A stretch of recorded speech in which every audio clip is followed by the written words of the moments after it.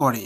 Mount Batten মনে করতেন 15ই August দিনটি শুভ, কেননা 15ই আগস্ট 1945 সালে এই দিনটিতে জাপান শরণাগত স্বীকার করেছিল, আর এর অফিসিয়াল সিগনেচার হয় 2 সেপ্টেম্বর।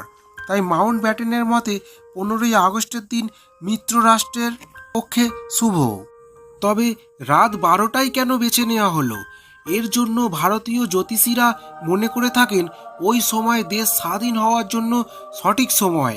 ঠিক করা হয়েছিল যে রাত 12টার আগেই পণ্ডিত জওহরলাল নেহরুর বক্তব্য শেষ করতে হবে এবং রাত 12টার সময় শঙ্খধ্বনির সাথে ভারতীয় লোকতন্ত্রের সূচনা হবে।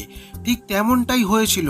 15ই আগস্টের দিন সকাল 8:30টার সময় জওহরলাল নেহরু ও ক্যাবিনেটের সদস্যরা শপথ নেয়। সারা রাত বৃষ্টির পরেও 15ই আগস্টের দিন সকালবেলা আকাশ পরিষ্কার ছিল এবং স্বাধীন